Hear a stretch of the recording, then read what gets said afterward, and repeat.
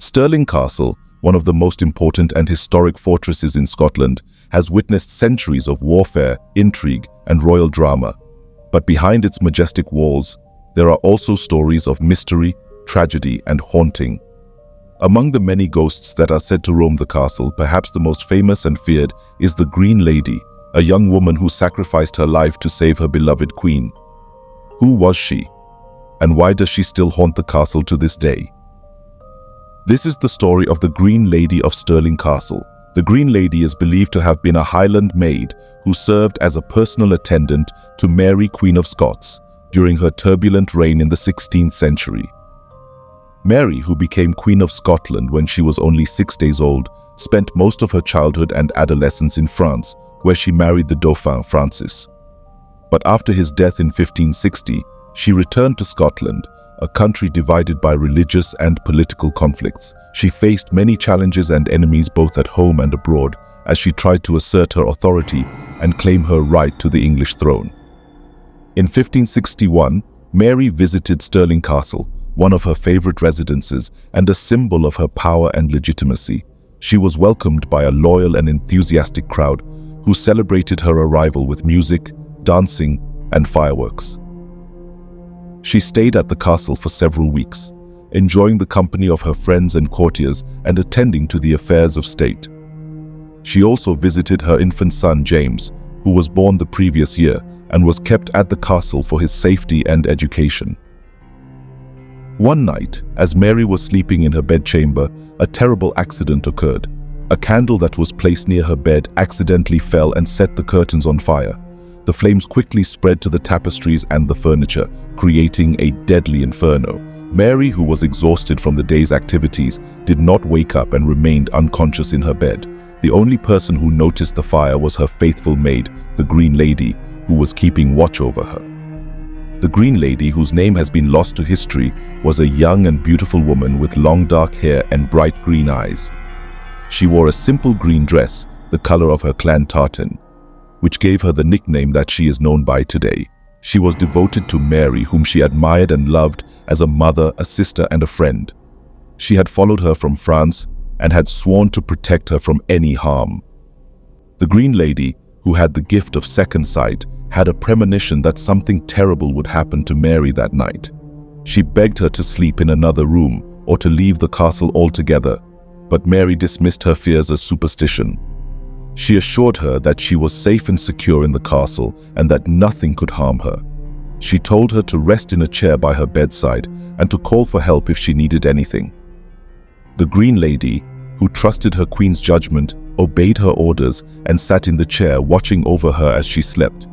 She tried to stay awake, but she was overcome by fatigue and drowsiness. She closed her eyes for a moment, hoping to regain some strength and alertness. But that moment proved to be fatal, as the candle fell and ignited the fire. When the Green Lady opened her eyes again, she was shocked and horrified by what she saw. The room was filled with smoke and flames, and the heat was unbearable. She coughed and choked, trying to breathe and to call for help, but no one heard her cries, as the fire had blocked the door and the windows. She realized that she and Mary were trapped, and that they had only minutes to live. The Green Lady, who was brave and loyal, did not think of herself or of her own survival. She only thought of Mary and of how to save her from the fire. She jumped from her chair and ran to the bed, where Mary was still lying, unaware of the danger. She shook her and tried to wake her up, but Mary did not respond. She was too deeply asleep, or perhaps suffocated by the smoke. The Green Lady, who was desperate and determined, lifted Mary in her arms and carried her to the window, hoping to find a way out. The Green Lady, who was strong and agile, managed to break the window with a chair leg and to throw Mary out of the room. She hoped that someone would catch her, or that she would land on something soft and cushioned. She did not care about the height or the risk. She only cared about saving Mary's life. She did not hesitate or look back. She acted on instinct and love. The Green Lady, who was heroic and selfless, succeeded in her mission. Mary was rescued by some of her guards who were patrolling the castle grounds. They saw her falling from the window and ran to catch her. They were amazed and relieved to find her alive and unharmed, except for some minor bruises and burns. They carried her to safety and tried to find out what had happened. The Green Lady, who was noble and generous, paid a high price for her deed. She did not follow Mary out of the window. She stayed in the room engulfed by the fire. She did not try to escape. She accepted her fate. She knew that she had done her duty and that she had saved her queen. She died in the flames with a smile on her face and a prayer on her lips. The Green Lady, who was faithful and courageous, did not rest in peace. Her spirit remained in the castle, attached to the place where she had lived and died. She became a ghost, a restless and tormented soul who wandered the halls and corridors of the castle, looking for Mary. She did not realize that Mary was gone, and that she would never see her again. She did not realize that Mary's life would end in tragedy, as she was executed by her cousin, Elizabeth I of England, in 1587. The Green Lady, who is mysterious and elusive, has been seen by many people over the years. She has been spotted in various locations of the castle, such as the Queen's Bedchamber, the King's Old Building, and the Elphinstone Tower. She is usually seen wearing her green dress and sometimes carrying a candle.